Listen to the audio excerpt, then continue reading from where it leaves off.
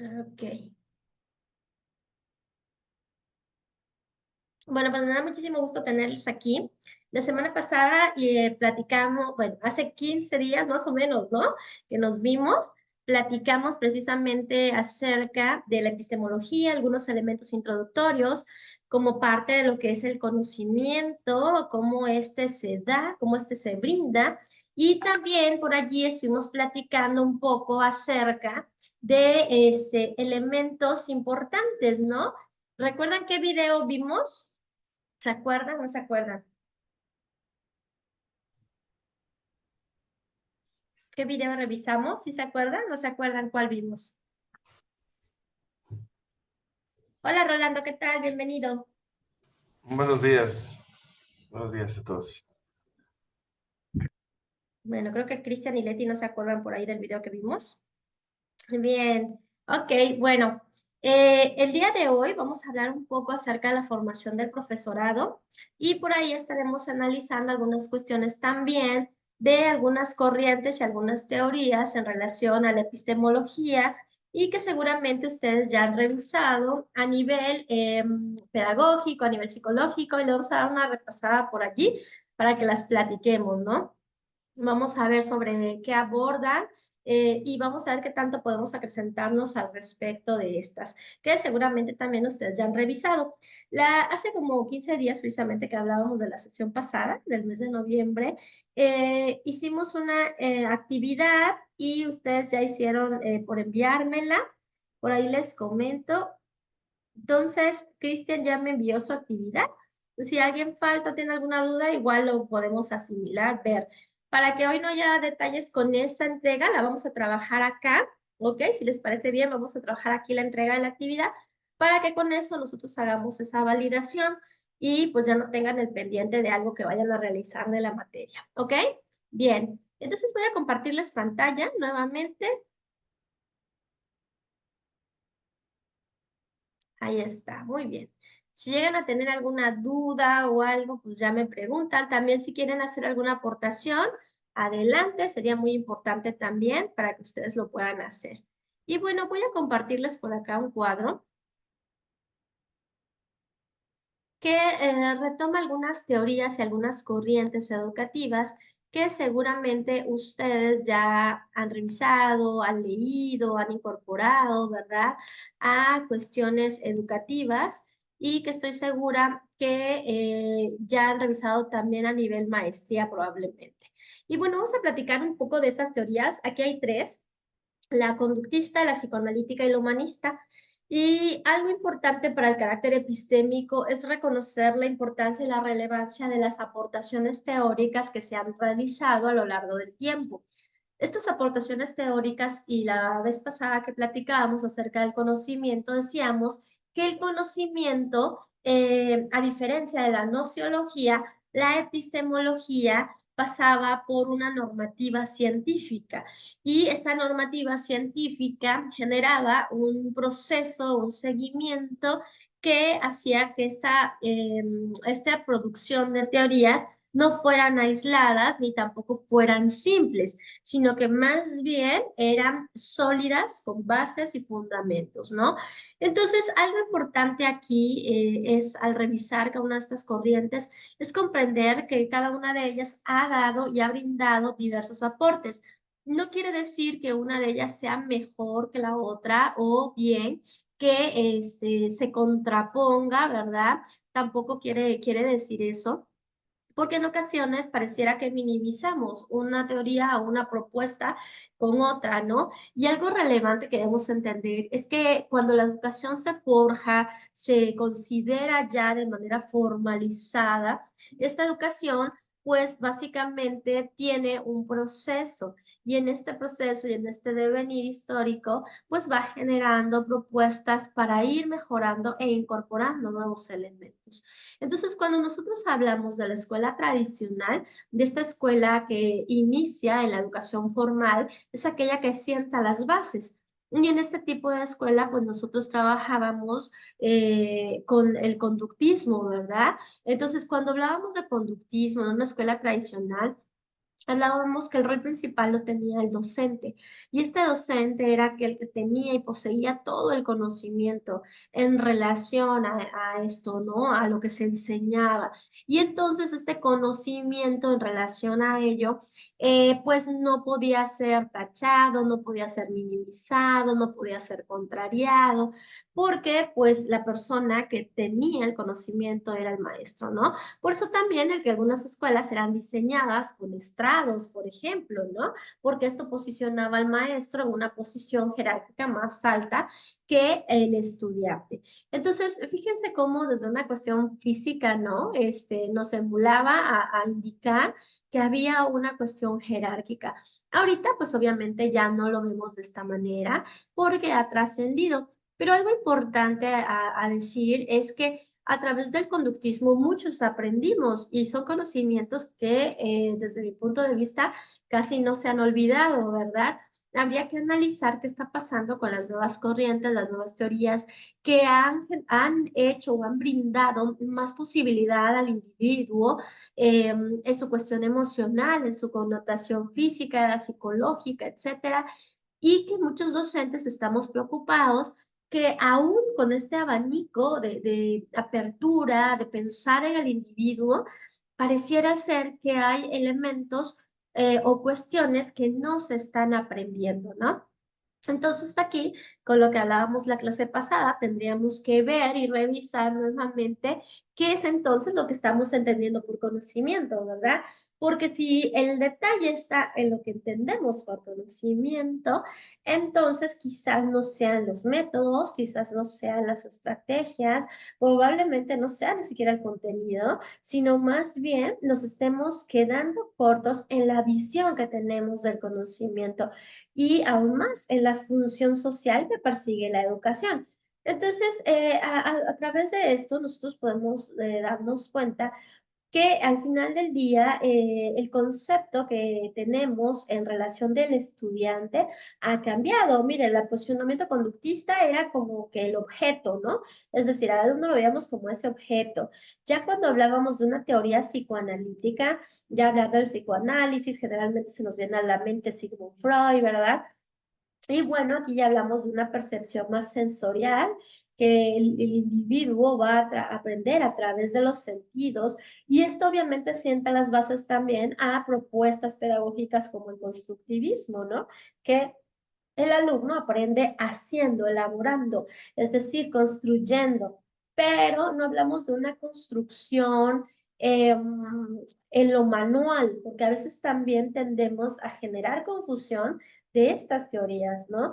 Y entonces cuando hablamos de una cuestión de construcción, hablamos de procesos psicológicos como Piaget nos los enmarcaba, ¿no? Que generábamos un proceso de asimilación del sujeto, es decir, cuando ya nosotros podíamos describir con claridad lo que estábamos viendo, lo que estábamos aprendiendo, ¿no? Y entonces ahí podíamos hablar de una adquisición de conocimiento.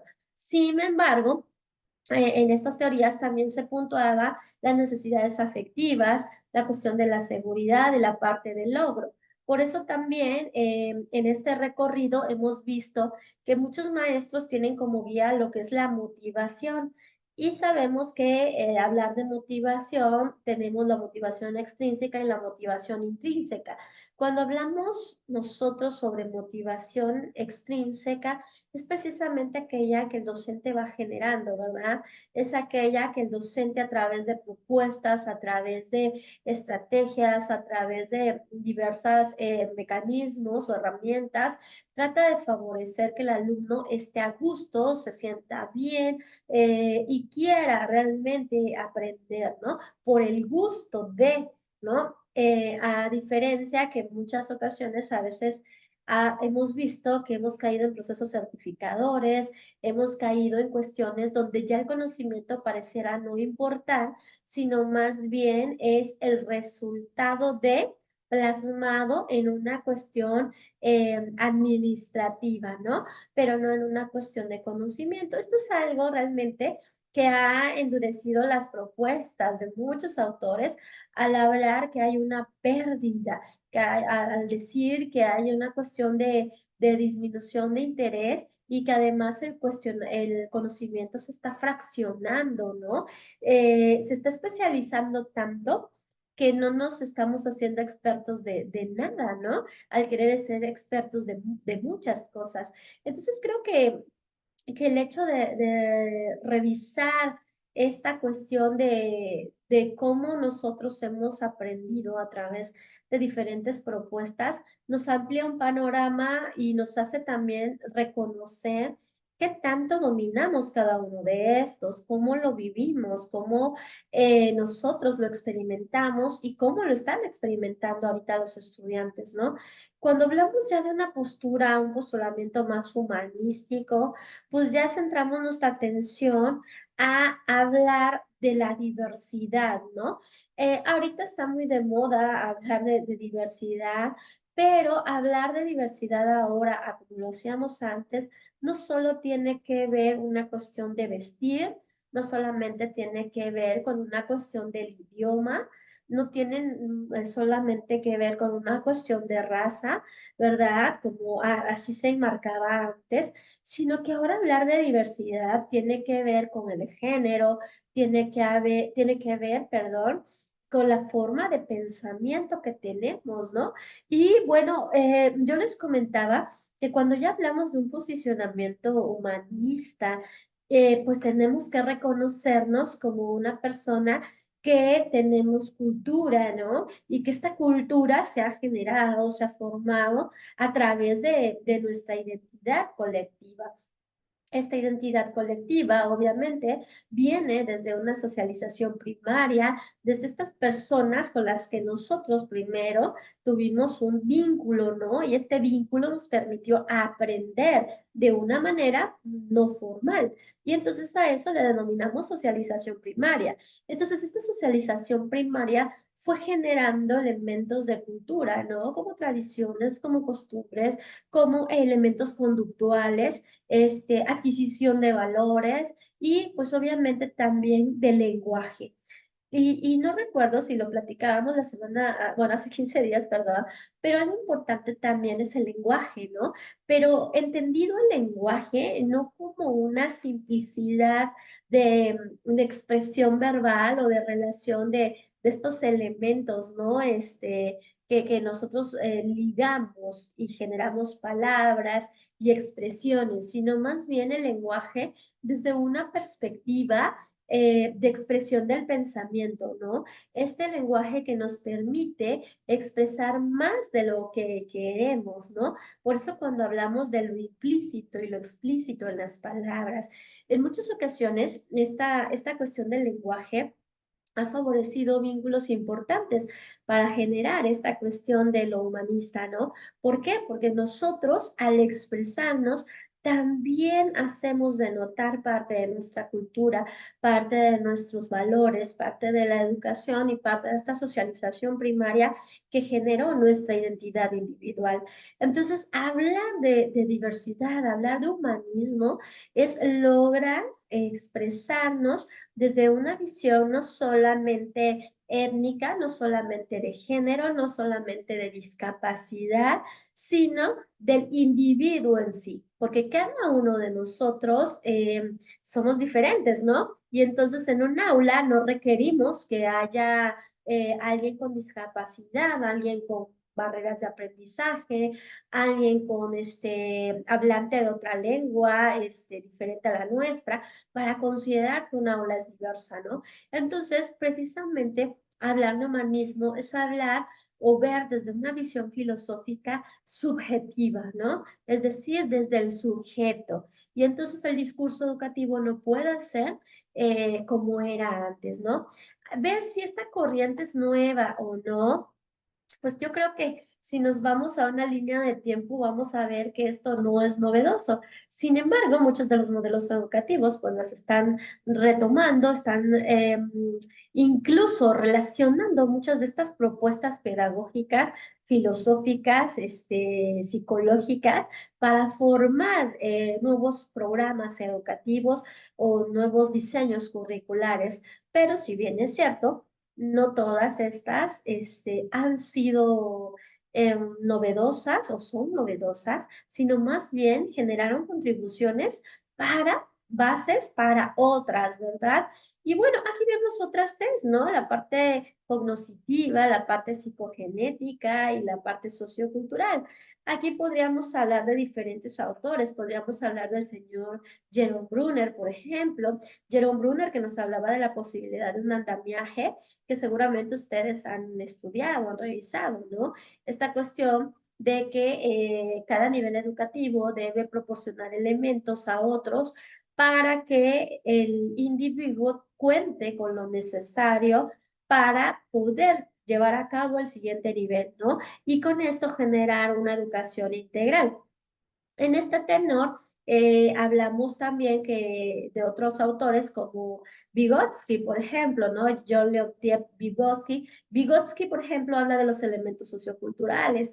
Para él, pues obviamente el individuo va a ser un factor principal y uno aprende a través del otro. Por eso también aquí se trae mucho la cuestión de Sócrates, ¿no? La parte de la mayéutica, la parte de la dialéctica, ¿no? Y que en estos procesos donde nosotros nos comunicamos, generamos mayor aprendizaje. Entonces, para Vygotsky y otros autores como Piaget, que hacen la aportación psicogenética y también generan parte de la sociocultural y forman parte del constructivismo, pues nos vienen a decir que aquí no solamente son los sentidos, también son la razón.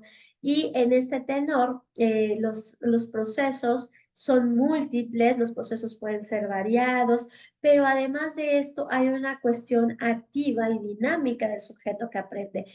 Esto obviamente rompe un poco el esquema de el conductismo puro, ¿no? Que por ejemplo Skinner también nos hablaba un poco de esto. Igual Pavlov nos hablaba un poco de esto. Recuerden que muchos de los psicólogos en ese tiempo hicieron muchos experimentos con animales, ¿no? Creo que ustedes han escuchado hablar de ello. Hicieron experimentos con ratas, hicieron experimentos con perros, ¿verdad? En fin, con diferentes animales. Y con base en ello, ellos crearon reacciones y postulados, ¿no? Uno de ellos, por ejemplo, que tiene que ver mucho con estas teorías, es la cuestión de la acción y la reacción, ¿verdad? También del acto involuntario que genera el sujeto. Y bueno, entre otras propuestas que seguramente ustedes irán viendo a lo largo de su doctorado. Entonces, estas cuestiones pues se vuelven importantes cuando hablamos del individuo, porque el individuo es un ser social por naturaleza. Y al ser un individuo, un ser social, establece relaciones con otros. Estas relaciones con otros no solamente son de índole política, no solo son de índole sentimental o filial, ¿no? Sino que tenemos una relación también de amistad, una relación personal, por ejemplo, como la que se genera entre el docente y el alumno, que permite precisamente que el diálogo se dé y esto nos propicie una base para generar el conocimiento. Entonces aquí ya en estas propuestas tratamos de que el individuo sea el alumno, ¿no? Como sujeto y como actor primordial de la educación se vuelva agente importante y para ello él genere su propio aprendizaje. Cuando hablamos de generar el propio aprendizaje, podría parecer algo muy sencillo, pero realmente pues, no lo es, ¿no? No lo es porque llegar a procesos de autorregulación es bastante complejo. Yo les podría preguntar a ustedes, bueno, ¿ustedes sienten que son personas autorreguladas? A lo mejor unos me digan no, sí, otros me digan no, pero a lo mejor les puedo preguntar, bueno, ¿cuántos de ustedes tienen una agenda, ¿no? ¿Cuántos de ustedes saben lo que van a realizar en todo este mes? ¿Qué programaciones tienen? ¿Cuántos de ustedes tienen organizado, ¿no? Los elementos no solamente individuales, también laborales, personales, de pareja, familiares, etcétera, ¿no? Cuando hablamos de una autorregulación, si lo viéramos desde una gráfica, hablaríamos de porcentajes y una gráfica que tiene mayor porcentaje para el trabajo que para la familia, que para la cuestión individual, no hablamos de una cuestión regulada, ¿no? Entonces aquí, cuando hablamos de autorregularnos, implica que nosotros tenemos que generar muchas también estrategias, muchos elementos para llegar a procesos metacognitivos, es decir, el alumno, el individuo se tiene que ser responsable de él, ¿no? Y esto obviamente es una palabra fuerte. ¿Por qué? Porque cuando hablamos que el individuo se hace responsable de sus propios actos, pues entonces deja de delegar, ¿no? De delegar o de responsabilizar a alguien más por todo. Y esto implica también en la parte educativa dejar de hacer responsable a alguien más por el no aprender, ¿no? Entonces, como hemos estado siempre educados generalmente, ¿no? En un tipo de escuela donde nosotros decimos que el responsable de nuestro aprendizaje es el maestro, entonces, pues ahí rompemos este esquema de llegar a procesos de autorregulación, de llegar a procesos de autogestión de nuestro aprendizaje, porque entonces nosotros no tomamos parte de esta situación, ¿no? Y por ende no nos sentimos culpables del no aprender. Entonces, fíjense que ahorita hablamos mucho de estos modelos y hablamos mucho de que el alumno tiene que aprender, como dice una frase, ¿no? Con el maestro, sin el maestro o muy a pesar del maestro que nos toque. Obviamente, también nosotros como docentes, como formadores o como docentes que facilitamos el aprendizaje, tenemos que buscar, ¿no? Tenemos que buscar diversas posibilidades para que el alumno se sienta a gusto, logre aprender. Y entonces aquí nosotros podríamos preguntarnos, ¿no? Bueno, ¿cuál de todas las definiciones del concepto alumno de las tareas analizadas es la mejor, ¿no? Unos conceptualizan el alumno, por ejemplo, como una persona a la que hay que llenar, ¿verdad? Hay que llenar de información. Y la vez pasada platicábamos precisamente que esa es la primera equivocación, ese es el primer error. Querer hacer que el alumno aprenda todo lo que el maestro sabe. Esto no es así o no debe ser así. El alumno tiene que aprender lo que él necesita para poder resolver diferentes situaciones, diferentes problemáticas que le acontezcan. Entonces, esta parte se vuelve sumamente relevante porque si nosotros tenemos todavía esta visión de que el maestro es aquel que tiene, un buen maestro es aquel que llena de información a los alumnos, pues estamos un poco, pues mal, ¿no? ¿Por qué? Porque como docentes lo que tenemos que comprender es que aquí tenemos el plan de estudios, tenemos nuestros programas de estudios y tenemos que ver qué es lo que le sirve a mi estudiante, qué es lo que necesita, qué de ello puedo compartirle y entonces avanzo, ¿verdad? Si bien es cierto, también tenemos un currículum formal que es aquel que nos impide en muchas ocasiones lograr avances significativos. ¿Por qué? Porque a veces estamos más preocupados en terminar un libro, estamos más preocupados en terminar mayor contenido e incluso ni siquiera avanzamos de una manera general. Recuerden que nuestros currículum tienen, o eso dicen, ¿verdad? Que son flexibles. Esto quiere decir que un maestro puede ver un tema de bloque uno, un tema de bloque 2, de 3, 4, no 5, no sé, dependiendo de unidad uno, 2, 3, dependiendo del nivel educativo donde ustedes se encuentren. Y con base en ello, dar esta información, ¿no? No forzosamente tiene que ir página por página del libro. Entonces, ¿por qué? Porque también esto nos hace ver que el docente no conoce su material, no conoce toda esta parte que es al final del día es parte importante de su quehacer educativo, ¿no? Tener el dominio conceptual, conocer los elementos y las herramientas que va a utilizar, en este caso sus libros de texto, y saber si esto que viene plasmado va a ser relevante para mis estudiantes o no. Y entonces tengo que modificarlo, tengo que cambiarlo, ¿no? Para que ellos puedan verlo. Obviamente también debe tener conocimiento del nivel educativo superior, ¿verdad? Porque esto le va a ayudar a trabajar lo que requiere aprender para el siguiente nivel, ¿no? Entonces, fíjense todas estas posibilidades que nosotros tenemos para la cuestión de las teorías. Y si bien es cierto, aunado a esto, hay muchas otras teorías que han ido saliendo que son relevantes. Podríamos hablar del constructivismo, podríamos hablar del conexionismo, ¿verdad? Que ahorita ya hablamos de estas redes virtuales para generar el aprendizaje.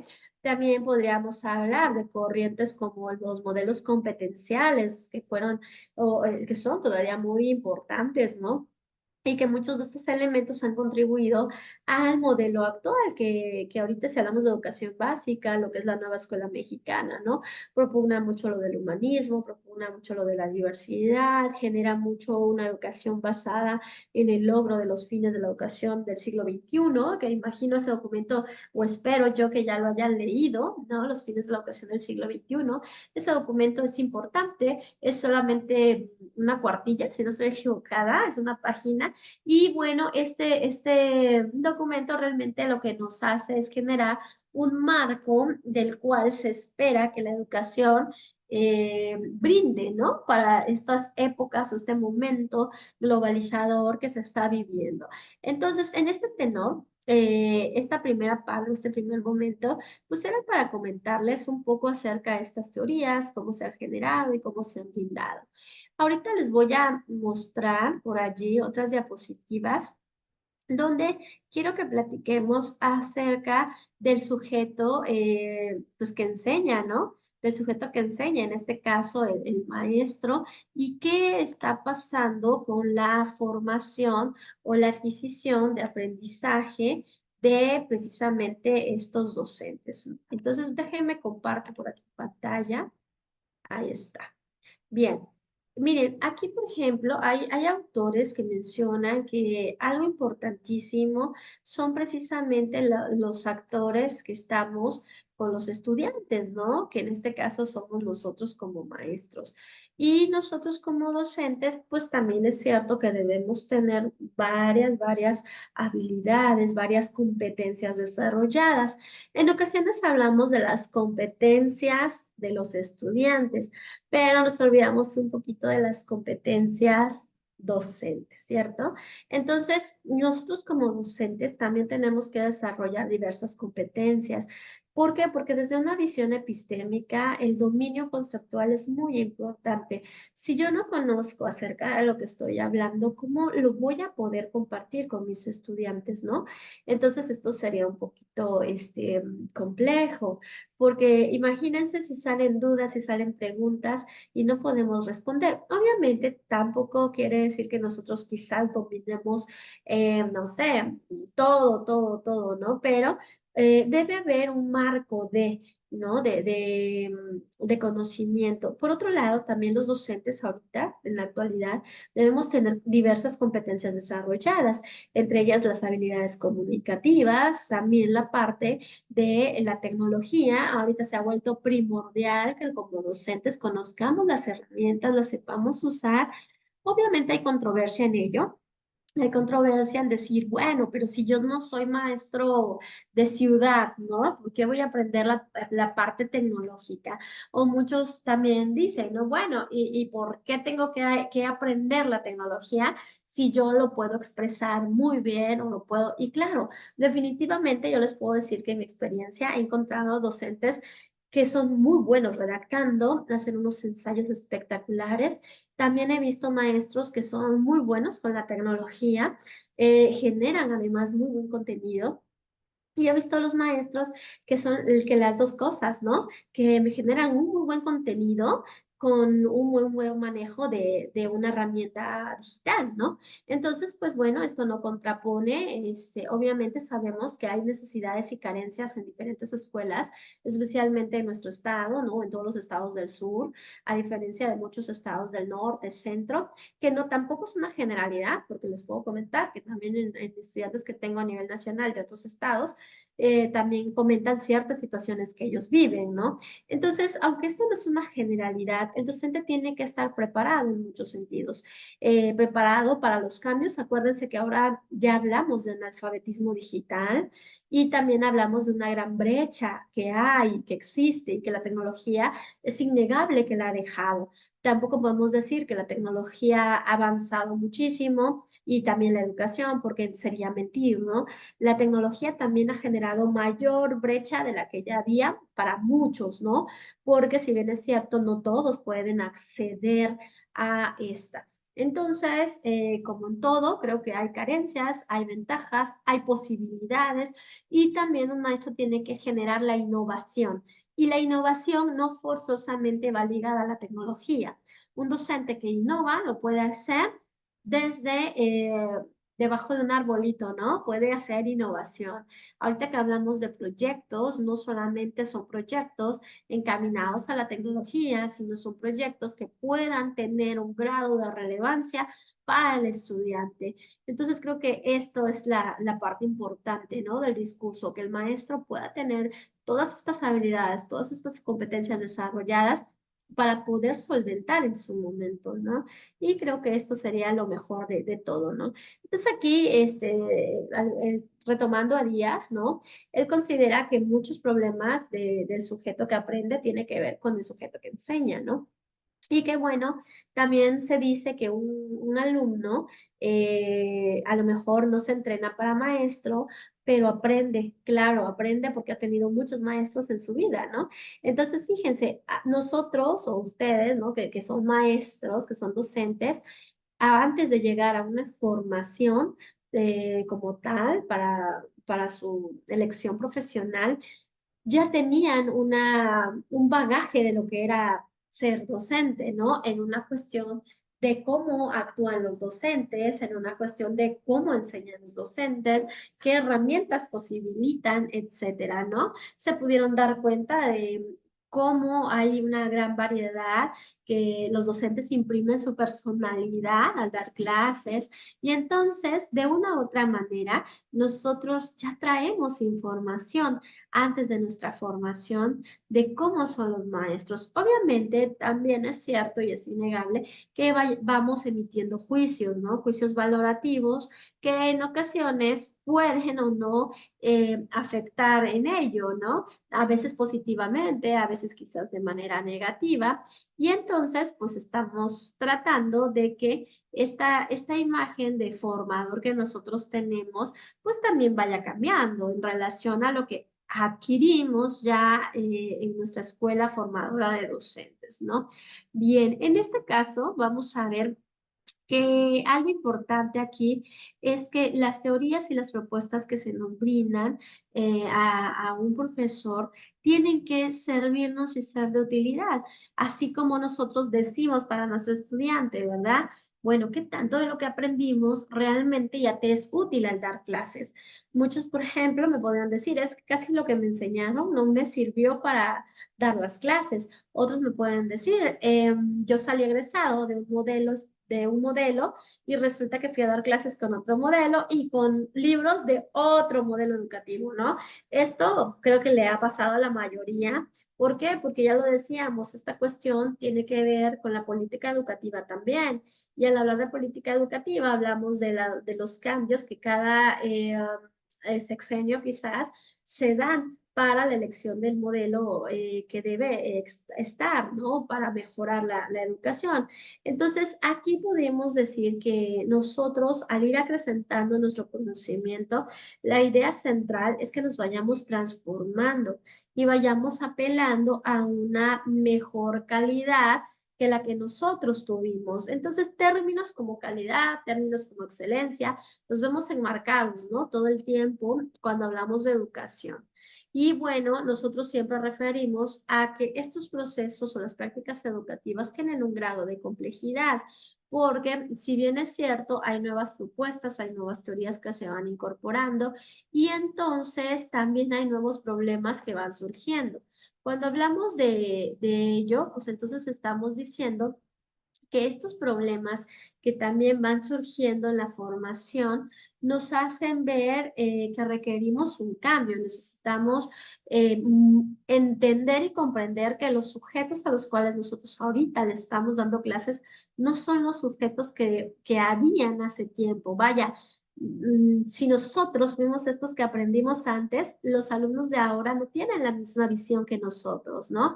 En uno de los videos precisamente que platica el señor Ken Robinson, nos dice esto, ¿no? No podemos dar educación como nos las brindaban antes, cuando los chicos de ahora ya no creen en lo que nosotros creíamos, ¿no? Muchos jóvenes de ahora ya no creen en esta posibilidad de que estudio, termino una carrera, me caso, trabajo y soy feliz, ¿no? O trabajo, o termino la carrera y tengo dinero, ¿no? Muchos jóvenes de ahora ya saben que hay múltiples posibilidades que pueden ser incluso más sencillas desde el punto de vista de ellos para adquirir dinero, para tener una vida cómoda, incluso para ser feliz, ¿no? Y entonces, algo que también con Logan la planteé en un video, veíamos, él decía que lo imperante es que el individuo sea feliz siempre, no necesita concluir algo para tener felicidad, ¿no? Sino que el individuo realmente debería ser feliz siempre. Entonces creo que esa es una tarea ardua que tenemos como maestros, porque nuestros alumnos tienen que ser felices siempre.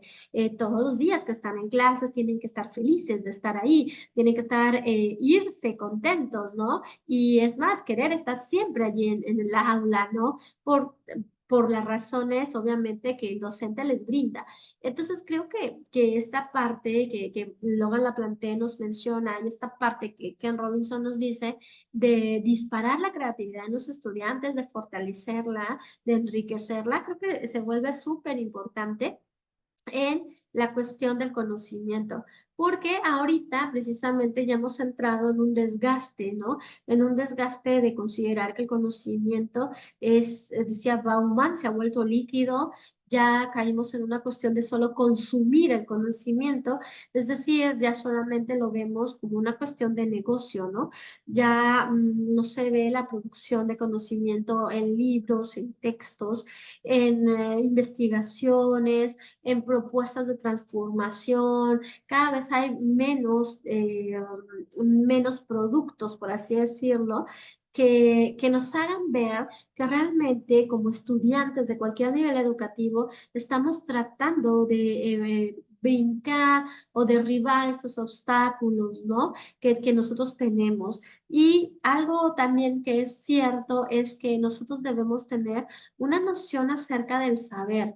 A veces generamos solamente supuestos con base a juicios de valor, incluso a veces ni siquiera a juicios propios, ¿no? Sino juicios que otros han hecho, nosotros lo asumimos como nuestros y entonces nos generamos o provocamos una resistencia que inclusive no fue formulada por nosotros, sino por alguien más, ¿no?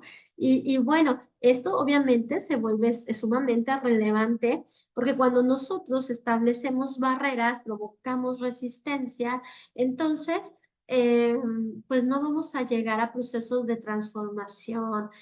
Algo importante que también algunos autores mencionan es que cuando nosotros generamos esta resistencia, no es más que por miedo, ¿no? Miedo a salir de nuestra zona de confort. Es decir, yo tengo miedo a usar la tecnología porque el donde yo o como yo lo hago, pues sale bien. Entonces, ¿por qué moverme o por qué solito ponerme una traba, ¿no? Al considerar que en lugar de aprender, voy a hacerlo mal, ¿no? Fíjense cómo tenemos esta connotación. Entonces, algunos autores señalan que tanto llega a ser este obstáculo pedagógico, epistémico de manera inconsciente, que entonces nosotros generamos estas propias barreras, ¿no? Bueno, ¿por qué voy a aprender? ¿Por qué me voy a capacitar si por esto no me van a dar más ingresos, ¿no? Pero ahora esta visión ha cambiado. Ahora muchos están estudiando porque lo ven de esta manera, ¿no? Dicen, ok, ahora sí me va a propiciar un bienestar económico. Fíjense, ¿no? Todas estas connotaciones, estos supuestos que hacemos alrededor del conocimiento y del saber, hacen que cada día sepamos menos y conozcamos menos, porque estamos más preocupados en una educación consumista, ¿no? En una educación de proyección, en una educación de tengo tal grado, o bien de querer adquirir otro nivel. Si ustedes me preguntan, ¿eso está mal? No, obviamente no está mal, ¿no? Porque está cubriendo alguna necesidad que el individuo tiene, ya sea de índole personal, ya sea de índole económica, ya sea de índole social, etcétera, ¿no? Pero como parte del grupo formador que existe en la sociedad, ¿verdad? Claro que a mí me encantaría saber que la mayor parte de las personas que están postulándose en una escuela lo hagan por el hecho de aprender. Creo que esa precisamente es la función social de la escuela, lograr que la escuela impacte en este individuo que va a ser un ciudadano, que va a formar parte importante de la sociedad y como tal tiene que producir cambios. Pero si yo no estoy brindando estos conocimientos, si yo no estoy brindando esta posibilidad de integrar al individuo con elementos, con valores, con una noción diferente a ver la educación solo como un simple consumo, pues entonces también quizás yo estaría fallando un poco en mi tarea, ¿no? En al menos no hacerlo saber, en al menos no hacerlo ver. Entonces creo que a esto vamos, ¿no? Tenemos que tratar de generar, no de tirar, yo no diría hacer un lado, no diría tirar o algo así en cuanto a los modelos anteriores, porque creo que no todo lo viejo es malo, tampoco todo lo nuevo es bueno, ni toda la democracia tiene la razón. Entonces, considero que toda esta cuestión va más allá, ¿no? Creo que se trata de hacer un análisis real, un análisis integrador, de desaprender, de construir, pero a través de criticar, es decir, romper paradigmas, ¿no? Romper ideas que quizás han viciado un poco el sistema y que entonces requieren generar cambios desde la formación del profesorado, desde las implicaciones a la educación, etcétera, ¿no? Bien, voy a compartir con ustedes un pequeño video que habla precisamente de Edgar Morin. Me imagino que ya lo han escuchado. Edgar Morin habla precisamente sobre el pensamiento complejo y bueno, también además habla y de las posibilidades que hay acerca de la formación del profesorado. Voy a darle clic al video y me dicen ustedes si logran escucharlo, ¿ok?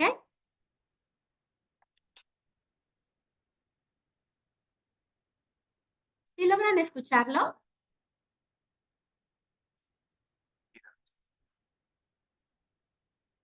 No, ¿No? Ok, permítanme. Voy a cambiar la configuración del micrófono a ver si nos deja. ¿Ahí se escucha?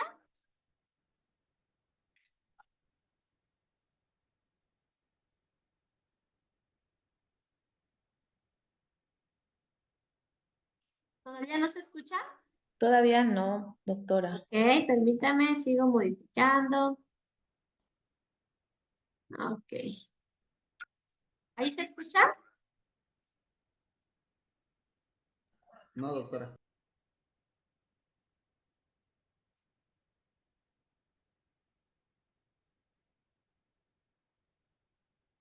Ok, ok,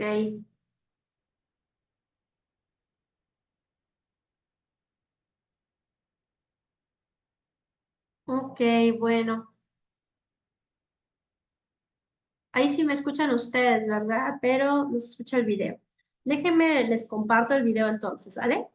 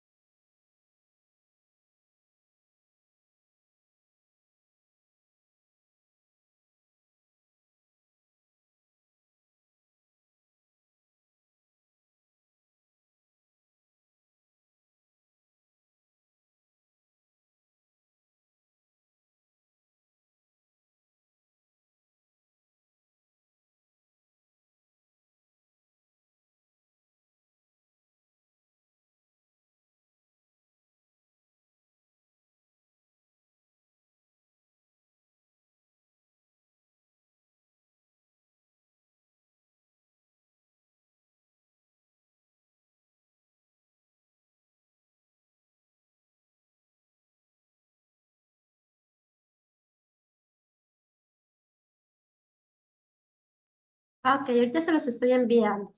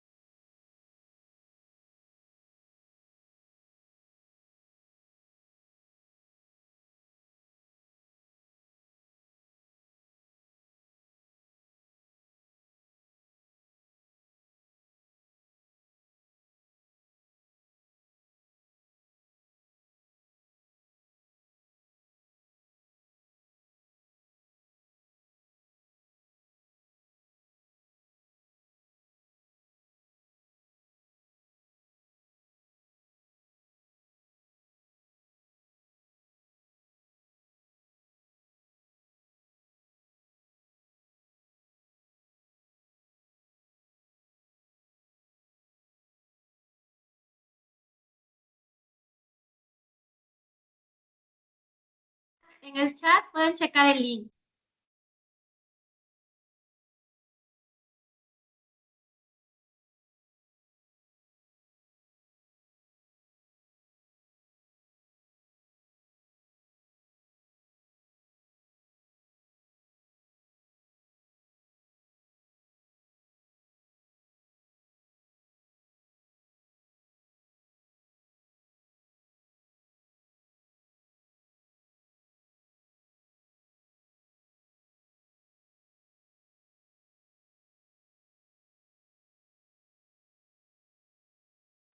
Ok, ya les llegó el link. Es Díaz Barriga. Ya está el link ahí en el chat. Pueden verificar, por favor, si ya está el link. Y verifiquen que puedan acceder.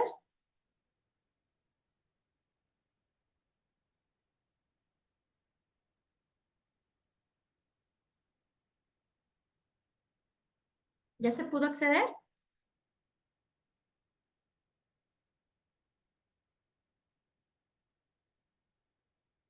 Yo estoy tratando de abrirlo, doctora.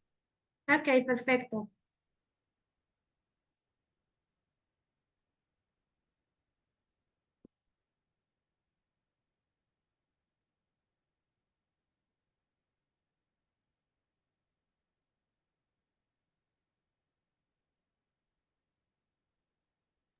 El video dura 14 minutos, ¿verdad, Así doctora? es. ¿Sí? Aquí está. Muy bien, perfecto. Entonces, lo vemos y regresamos para ver qué es lo que ustedes lograron rescatar del video, ¿ok?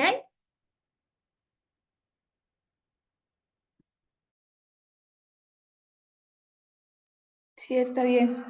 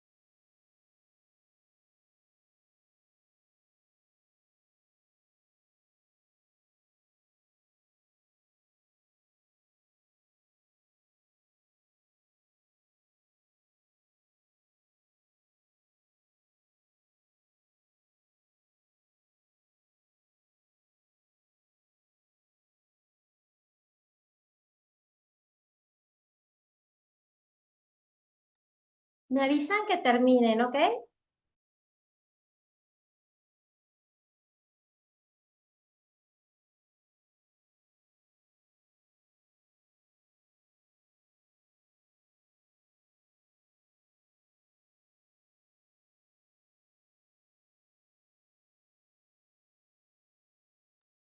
En mi caso ya terminé, doctora. Gracias, Leti.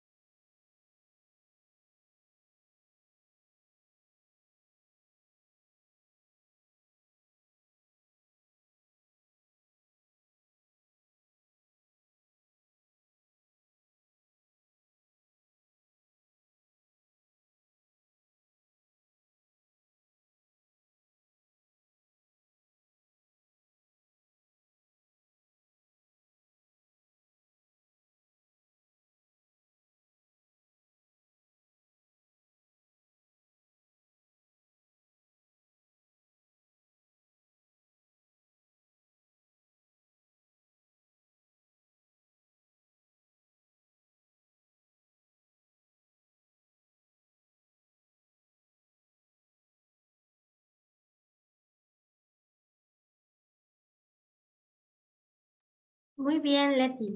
Dime, ¿qué me podías comentar de lo que revisaste, de lo que viste en el video? Bueno, de entrada me pareció muy interesante la reflexión que hace Díaz Barriga, porque no nos hemos detenido a analizar ese punto, ¿no? Porque, y ahora sí que lo que dice de entrada de que nosotros los maestros actualmente somos como que nos han catalogado como simples trabajadores. Existen personas así, ¿no? De que con cumplir nada más la jornada, pues ya, bye, ¿no?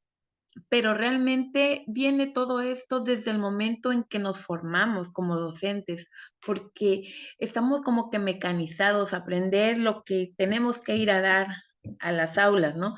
Sin ponernos a detenernos de ver el mundo que nos rodea, la realidad en la que vivimos, pues, porque ya no es estimulante aquello de que vamos a enseñar las letras tal como A, B, C, sino que y las famosas planas que han tenido una controversia terrible, ahora nuestros niños o alumnos están en un mundo en que la tecnología está a flor de piel, en que los niños pequeños ya saben mover el celular y todo, ¿no? Yo me remonto vino a mi mente una imagen, pues también de que una prima me decía, es que mi hijo tiene problemas, dice. Él nació, su desarrollo mental va lento, me decía, ¿no? Y veo que el niño mira los videos de YouTube y veo que el niño solito y hasta omitir, ¿sabe? Y yo me quedé, Dios mío, ¿cómo es posible que digas que tu hijo tiene retraso si sabe omitir? Y él solito ahí se la pasa, ¿no? Eso nos da la idea de que ahorita los niños están aprendiendo conforme a la tecnología. Y ahora sí que la tarea que nos toca a nosotros como docentes es buscar aquella alternativa, aquella didáctica, como decía el maestro, de cómo llegar y llevar ese conocimiento de acuerdo a la realidad y a la necesidad inmediata del alumno, que no nada más queremos en esa idea de que, ay, hoy me toca, digamos, en preescolar, ver las figuras geométricas, ¿no? Nada más decir, ay, estas son las figuras, no, sino que buscar alternativas de que lo vean en su entorno, de qué forma tiene, digamos, esta mesa, el pizarrón, llevarlos a la realidad para crear aprendizajes significativos.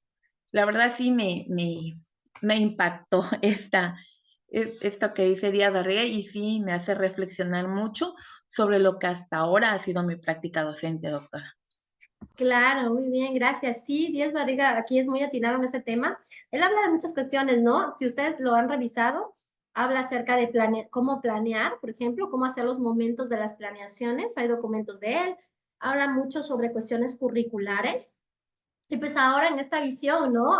Dice, bueno, ¿qué está pasando en las escuelas formadoras de docentes, ¿no? Definitivamente creo que si alguno de ustedes fue egresado de alguna escuela formadora de docente, alguna normal, creo que sabemos las dinámicas que implica, ¿no? Pero definitivamente, como bien señala, ¿no? Ya irnos a la realidad es otro show, diría, ¿no? Es otro escenario donde el maestro tiene que tener precisamente estas habilidades, este desarrollo, pero lo que veníamos platicando en la primera parte, ¿no? Necesitamos cambiar ese chip, ¿no? Entender que las personas que estamos educando ahora son diferentes y entonces no podemos seguir con algunos métodos tradicionales, pero también yo hacía hincapié, no forzosamente quiere decir que yo tenga que estar aplicando 10,000 tecnologías para que él aprenda, ¿no? Hace rato Leti mencionabas, yo soy en preescolar, puedo trabajar con lo que el niño tiene alrededor para determinar las figuras, ¿no?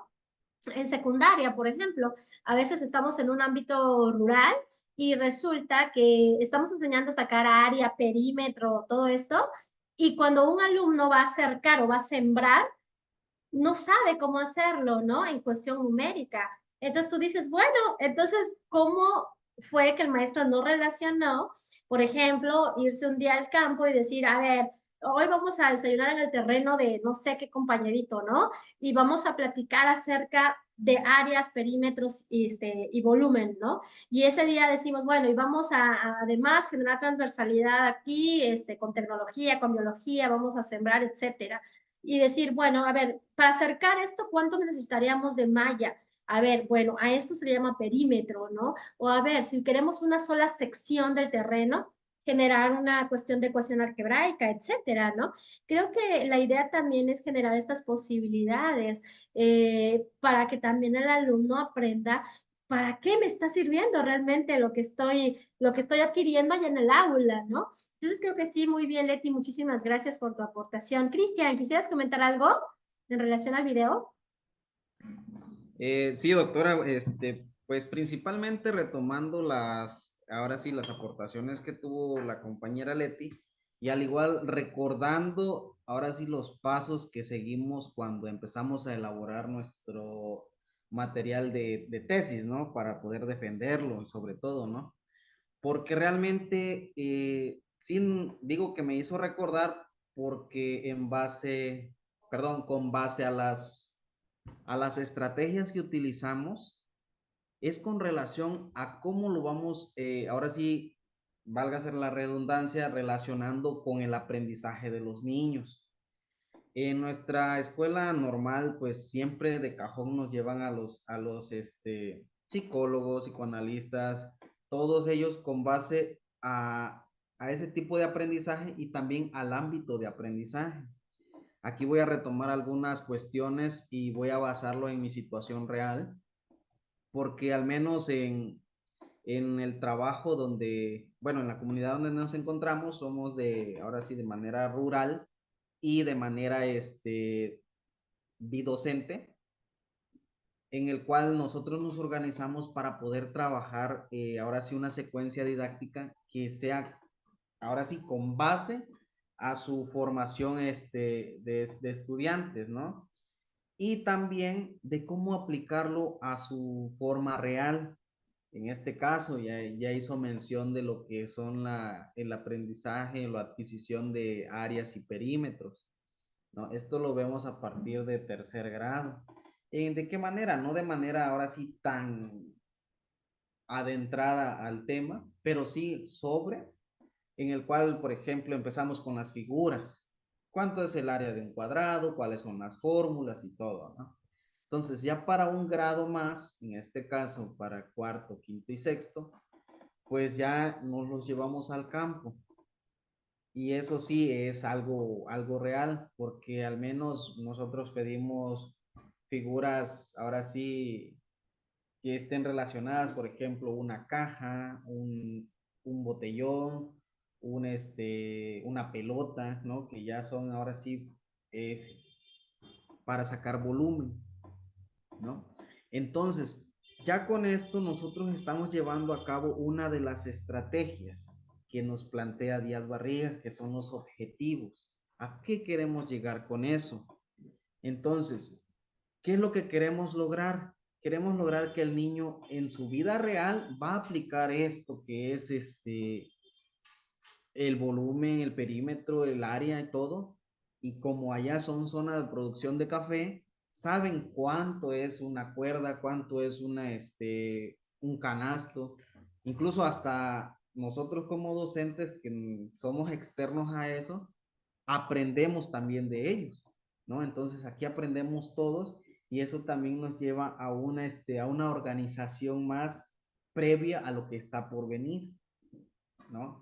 Entonces, también esto lo podemos llevar a cabo en lo que es la adquisición de la lengua escrita. ¿Por qué? Porque al principio el niño empieza con garabatos y esto pues vamos a empezarlo, no sé si vayamos a tomarlo de buena manera desde el preescolar, ¿no? Empieza haciendo sus dibujos, que a pintar, se sale de la línea, eso es algo normal que empezamos ahora sí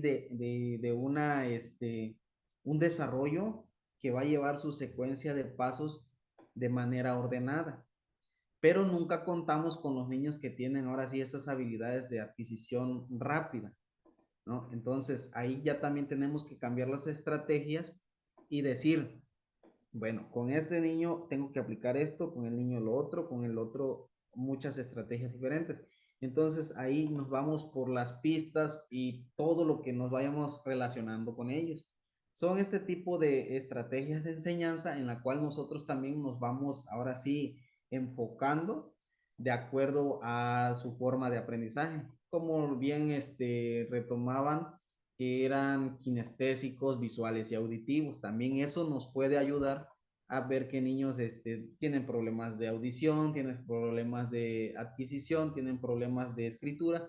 Entonces, todos esos factores nos van ayudando a que día con día mejoremos y ayudemos a que el aprendizaje sea ahora sí de manera general y a la vez de manera particular. ¿Por qué?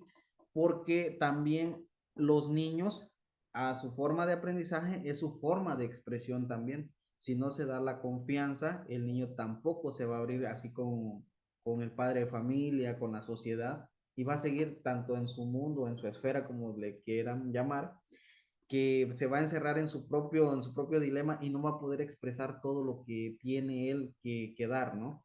Entonces, basándonos a eso, pues sería prácticamente mi punto de aportación en este sentido. Muchas gracias, Cristian. Fíjate, dijiste varias cosas muy importantes, ¿no? Al igual que Leti. Muchos autores dicen esto, ¿no? Que el que enseña es aquel que más aprende. Y sin lugar a dudas, cuando como docente tú te preparas, te relacionas con un individuo, buscas la relación con el contexto, no solamente con los libros de texto, no solamente con el plan de estudios, y tienes claridad en el objetivo, entonces ya estás, o sea, ya estás del otro lado, ¿no? Entonces, esto es importante, saber que también, y en los ejemplos que dabas, que el maestro que enseña con pasión es aquel que logra los mejores aprendizajes. Definitivamente coincido contigo en que los docentes tienen que tener claro hacia dónde van. Si no tenemos claridad en lo que perseguimos, entonces imagínate cómo vamos a alcanzarlo. En un ejemplo que precisamente ustedes vienen dando, ¿no? De escolar, primaria, me acordé de secundaria, que platicando con unos maestros decían, bueno, es que en una actividad todos los maestros hicieron cancioneros, pero resulta que cuando ya terminaron los cancioneros y los niños ya habían hecho todo, yo les digo, bueno, ¿y cuál era el objetivo del cancionero? Entonces, el objetivo realmente de esa actividad era que los alumnos aprendieran a hacer un epílogo o un prólogo. Y entonces ni un cancionero llevaba ni prólogo ni epílogo, ¿no? Entonces yo le digo, bueno, entonces, ¿cuál fue el objetivo real de la actividad, no? Entonces, fíjate, algo importante acá no importa la estrategia, no importa la actividad que queramos desarrollar, el producto que queramos terminar, pero si no tenemos claro cuál es el objetivo, entonces podemos estar usando el tiempo que podía hacernos muy útil, desgastándonos en crear productos, en generar cosas que no quiere decir que estén mal, pero quizás no nos estamos desviando del objetivo, ¿no? Entonces creo que por allí también eso es importante. Muy bien, muchas gracias, Cristian. Rolando, ¿quisieras comentar algo al respecto? Hola, buenos días. No terminé de ver el video, se me apagó la computadora y en lo que reinició y todo eso se me borró el chat, ya no lo tengo. Pero pues logré ver una parte, ¿no? En donde pues se hace mención sobre el tema del docente, la posición que tenía o que tiene, ahora las responsabilidades como tal, en el sentido de que pues todo el mundo piensa que es responsabilidad del docente si aprende o no se aprende, el hecho de que en ocasiones pueden decir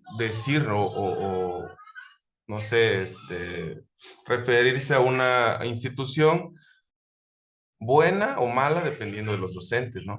Entonces hay muchos factores que influyen en este proceso de aprendizaje y el cual pues no, todavía en este aspecto del maestro, de las escuelas formadoras de maestros, de docentes, tal vez lo que hace falta es dirigir a los aspirantes a que tengan pues un enfoque, ¿no? En el sentido de que busquen que el niño aprenda, ¿no? Y buscar las distintas herramientas que se presentan o que hay para poder llegar al objetivo, ¿no? Como lo mencionan ahorita. Al final, pues, todos tenemos el mismo objetivo, que es que el niño aprenda de una u otra forma. Hoy pues tenemos los distintos planes, ¿no? En el caso de la nueva escuela mexicana, nosotros aquí en Oaxaca tenemos el PTEO. Y el PTEO pues tiene esta directriz en el sentido de que em, se enfoca a los saberes comunitarios, a involucrar a la sociedad con la escuela, a la escuela con la comunidad. Entonces, aquí pues igual encontramos un montón no sé, obstáculos, ¿no? Porque pues gran parte del conocimiento comunitario está enfocado al tema religioso.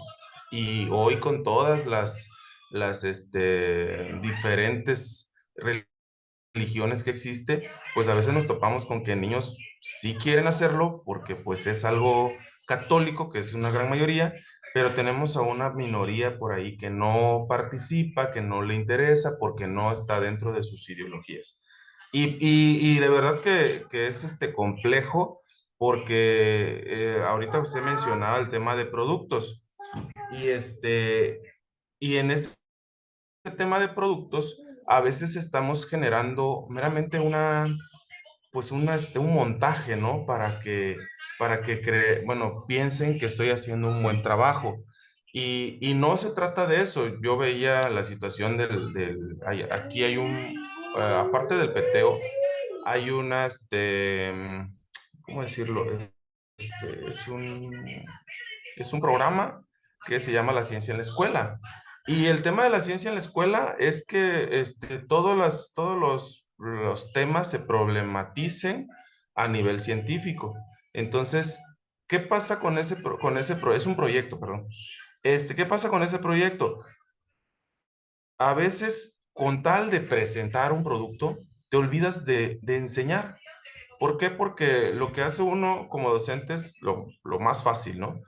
Agarras a los 3, 4 caballitos de batalla, los que son los más listos, los que hablan mejor, los que sí son responsables, y dejas a un lado al 50% que son los relajistas, que son los que tienen problemas en su casa, que son...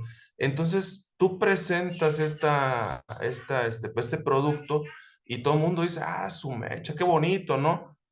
Pero los otros 20 niños que no aprendieron nada, ¿qué hacen, no? Entonces, desafortunadamente, en ese sentido, yo siento que independientemente del producto, lo que debemos de buscar es el objetivo que es enseñar o aprender en el caso de los niños, ¿no? Entonces, a veces podemos tener un producto buenísimo y el aprendizaje es pobre, y a veces podemos tener un producto, pues, limitado, pero pues sí hubo un aprendizaje significativo en ellos, ¿no? Entonces, lo que menciona también el video es este aspecto de qué necesitan aprender, ¿no? Hay muchas cosas que tienen que aprender. En el tema de educación básica, a veces estamos tan enfocados en el plan y programa y nos olvidamos de que es una etapa formativa, en donde a veces podemos darle la vuelta al tema y enfocarlo en alguna problemática que se esté presentando y generar pues un mejor aprendizaje o un aprendizaje que sí entiendan los muchachos, ¿no? Entonces, Leo, hasta donde pude ver el video, tiene uno que poner atención, eso es lo que sí noté, hay que poner atención porque menciona muchas cosas, entonces si te pierdes por ahí ya le perdiste el hilo a todo. Entonces, esa es mi aportación y pues gracias. Gracias, Rolando. Sí, definitivamente esto que decíamos, ¿no? Va muy de la mano con lo que veníamos platicando al inicio de la materia, que caemos en una cuestión de aprendizaje ritual, ¿no? Yo hago como que enseño, ustedes hacen como que aprenden. Y esto precisamente que mencionas es increíble. Ahorita que estamos en cierres en diferentes niveles educativos, está pasando esto que mencionas, ¿no? Se ha vuelto una guerra campal, los encuentros con docentes o los aprendizajes esperados o la presentación de proyectos, como bien lo mencionas, porque pues muchos están sacados de la manga, ¿no? Como bien mencionas, y realmente no están generando un impacto. Hay otros que están muy, muy sencillos, pero realmente tiene toda la noción, ¿no? Hay proyectos que los maestros tienen que explicarlos porque los alumnos no conocen al respecto, precisamente porque hay un entrenamiento, como bien indicas, y entonces eso también creo que nos debe servir para analizar y revisar, decía Leti, ¿qué estoy haciendo yo, no? ¿Qué estoy haciendo en mi práctica? ¿Qué es lo que quiero?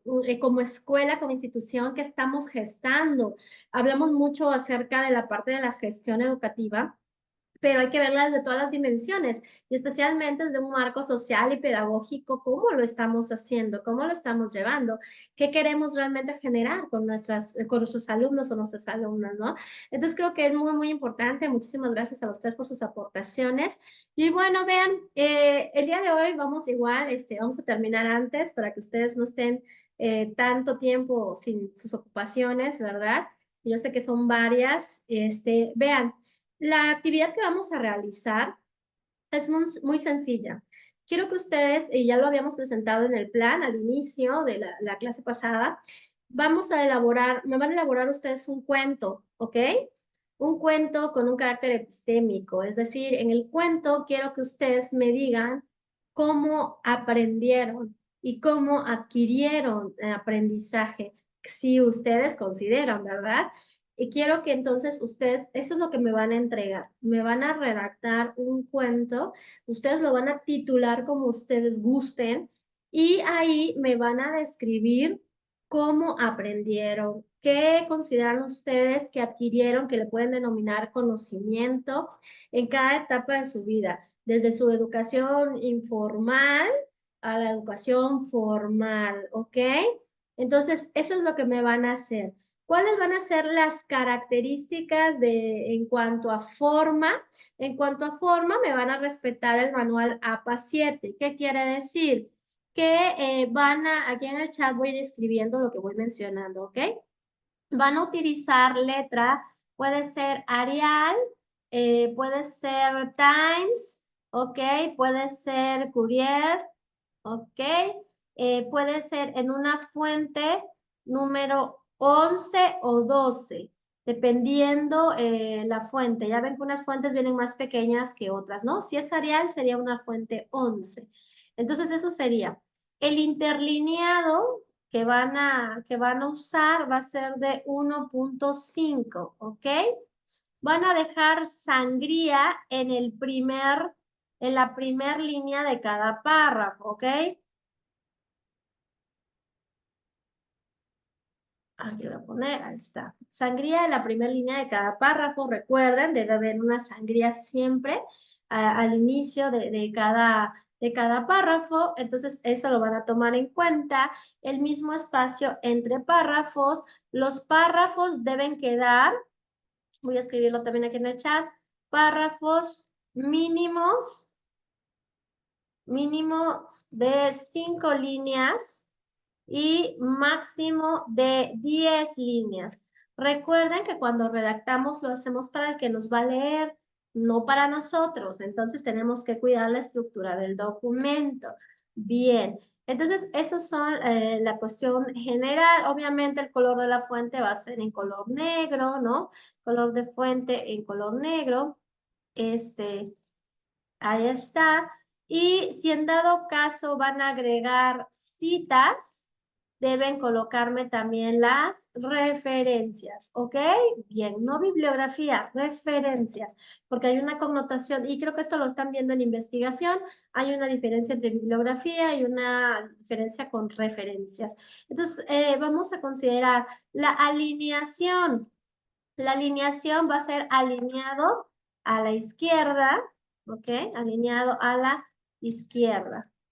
Muy bien, ahí está. Entonces, interlineado 1.5, si es letra Arial en puntaje, en punto de fuente 11, sangrías o sangrar en el primer párrafo, en la primera línea de cada párrafo, los párrafos mínimos de 5 líneas, máximo de 10 líneas, color de la fuente negro. Si agregamos citas, acuérdense que las citas pueden ser textuales, parafraseadas, lo pueden hacer. Colocan las referencias. Recuerden que las referencias llevan sangría francesa, ¿no? Aquí lo voy a agregar. Las referencias llevan sangría francesa. Entonces, esto es lo que vamos a entregar, que les vuelvo a repetir, era elaborar un cuento de cómo adquirimos aprendizaje, ¿ok? Bien, entonces obviamente tiene que llevar un carácter narrativo y pues bueno, estoy ansiosa por leer sus productos, ¿verdad? Quiero ver que ustedes lo elaboren. No les voy a poner como tal un mínimo o un máximo de cuartillas, Lo que quiero es que ustedes se explayen, me cuenten y no hay problema. Cuiden algunas cosas que nos pasa cuando hablamos y cuando redactamos, que es la verbosidad, la repetición de palabras, las muletillas. A veces intentamos hacerlo, lo logramos, en otras ocasiones no, pero ahorita por eso debemos darle una revisión a lo que vayamos a hacer. Entonces vamos a cerrar antes para que ustedes puedan comenzar a redactar. Yo creo que no les va a llevar más de una hora, pero entonces para que ustedes me lo envíen en el transcurso de estas horas, por eso vamos a salir tantito antes, para que ustedes tengan más o menos una hora para hacerlo y me lo envían, ¿ok? Ya me lo mandan en PDF, por favor, para que no se vaya a mover nada, en formato en PDF, para que yo ya no tenga como tal la llamada abierta aquí, la sesión abierta. Entonces los dejo trabajar de manera independiente, terminan la elaboración de su cuento, me envían y pues con esto daríamos con la sesión de hoy, ¿ok? ¿Les parece bien, Rolando, Leti, Cristian? Sí, doctora. Sí, doctora. Nada más tengo Perfecto, una pregunta. adelante. ¿Cuándo es la próxima sesión? Ya ve que hubo un intercambio ahí, que a mí sí me destanteó porque dije, ay, ¿será que voy a exponer hoy? ¿Qué voy a hacer? No, Leti, fíjate, no, de hecho, por eso estoy esperando también sus materiales, ¿ok, Leti? En cuestión la actividad pendiente, por ahí nada más es una y esta, y listo, ¿ok? Bien, déjenme checo aquí el calendario. Conmigo ya estaríamos terminando. Recuerden que tienen 2 sesiones por cada maestro, ¿cierto? Si no estoy equivocada, la que se intercaló fue la de investigación. Tuvieron clases con el doctor Bisael, ¿sí es correcto? Sí, así fue. Ok, muy bien. Entonces por ahí se intercaló. Entonces déjenme, aquí tengo el calendario para que yo les diga qué sesión les toca, con quién les toca, para que ustedes ya tengan claridad. Muy bien. Entonces nosotros tuvimos clases el 18 de noviembre, después el 2 de diciembre tuvieron clases con el doctor Roque y hoy 16 están teniendo clases conmigo. Entonces la otra clase es en enero. ¿Ok? Dice 20 de enero. Ah, ok, correcto. Gracias. ¿Ok? Y van a tener la clase con el doctor Roque. ¿Ok? Muy bien. Sería la del Seminario de Desarrollo de Tesis Doctoral 1. Muy bien. Entonces ahí ya estarían terminando o concluyendo esas materias. ¿Ok? Y pues ya listos, preparándose para el otro cuatrimestre, creo yo.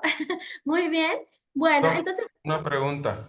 dígame, Rolando. Este, yo hice una presentación sobre el tema, bueno, a mí me tocó un tema para presentar, pero creo que se iba a exponer hoy y o algo así estábamos organizando.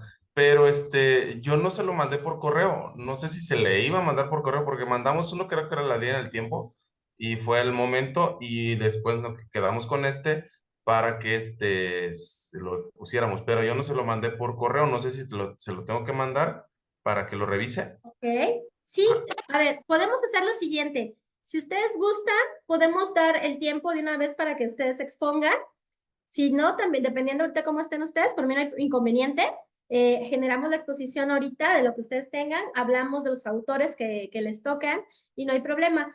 Lo otro que podemos hacer también es que si ustedes gustan, me comparten el material de lo que van a exponer, de los temas que les tocaba, de los personajes que les tocaba, y con muchísimo gusto me los envían. Puede ser al WhatsApp, por WhatsApp web, pero los pueden mandar, o me lo pueden mandar al correo electrónico y hago la revisión y puntuación de eso. Ok, Leti. Bueno, entonces me lo comparten, ¿ok? Me lo hacen llegar, las diapositivas, la línea de tiempo, si ya llegó Rolando, no hay problema. De todas maneras, les vuelvo a escribir por ahí mi correo, porque igual Cristian batalló un poco ahí en el envío, ¿no? Por mi nombre. Entonces, ahí está, les mando otra vez el correo por si tuvieron dudas. Ahí está, ¿no? Este es sin acento, ahí se pone el acento, pero sin acento, y Cintia es con Y. Si no, tienen mi número, ¿verdad? Ahí en el chat, de todas maneras, se los mando, no hay problema. Y ahí está. Me pueden mandar, si tienen dudas, si llegó o no llegó el correo, porque el de Cristian sí lo recibí, entonces me pueden mandar al teléfono, me pueden mandar las 2 actividades sin problemas, ¿ok? ¿Les parece bien? Perfecto, doctor. Ok, Cristian. Sí, Está bien, Doc, gracias. Gracias, Rolando. Bien, gracias, Leti, gracias, Cristian. Me dio muchísimo gusto verlos. Entonces, ahorita yo los dejo trabajar de manera independiente para que me avancen con el cuento y me hacen de una vez el envío de las actividades. Así yo ya paso de una vez el reporte de las entregas y quedaríamos finalizados en esta cuestión. ¿Ok? Pues me dio muchísimo gusto verlos, escucharlos. El día de hoy para mí fue súper importante, y las aportaciones que ustedes dieron. Espero que nosotros en las aulas generemos unas nuevas propuestas, veamos la parte epistémica de otra manera, que no realmente no es que sea algo complejo, tiene que ver con cuestiones de actitud, tiene que ver con cuestiones de práctica, tienen que ver con cuestiones de reflexión, y eso es lo más importante en el quehacer educativo. Un abrazo, mucho gusto, Cristian, Leti y Rolando, y seguimos en contacto para la entrega de sus actividades. muchas gracias. Que pasen felices fiestas. Bendiciones. Muchas gracias, Doc. Pásala bonito. Saludos. Gracias, igual. Yes.